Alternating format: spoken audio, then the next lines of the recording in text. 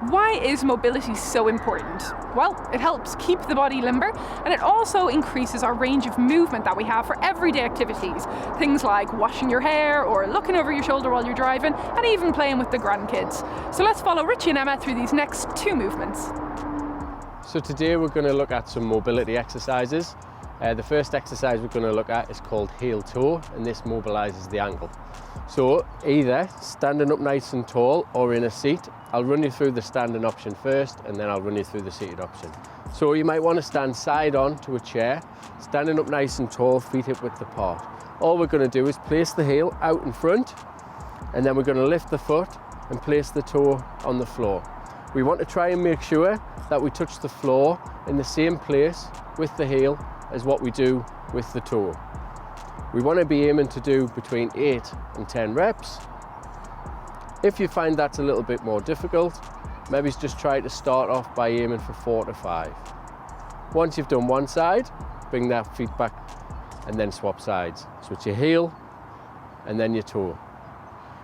A little tip for this one might be to place a small coin on the floor, and you're just trying to touch the coin each time with your heel and your toe. If you're in a seated position, what you want to do is to sit on your sit bones, sit up nice and tall, lengthen through your rib cage and lengthen through the top of your head. You're going to place one heel out in front, and then you're going to lift your foot, place the toes on the floor. So it's lift your foot, place the heel, lift your foot, place the toe. So our next exercise is pedaling the feet.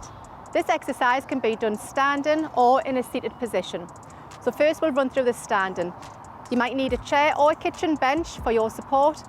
So standing with feet hip distance apart and parallel, lengthening up through the crown of the head. Again, holding your support if you need. So first we're going to raise up to a heel raiser. So raising the heels off the floor, all the weight should be through the base of your big toe. And then you're going to take the heel down on one leg as the knee travels forward on the opposite side.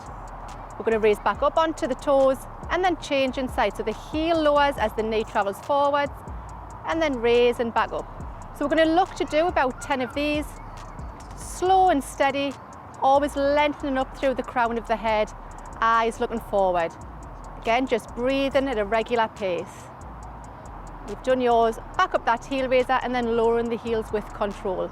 In a seated position, again, feet are at hip distance and parallel. Make sure that you're sitting on your sit bones and lengthening up through the crown of the head. So we're going to lift one heel away from the ground, and then slow with control return as we change sides. So the heels lift and return. By carrying out these simple exercises, it can help increase your mobility, decrease your pain, and help you carry out your everyday tasks with more ease.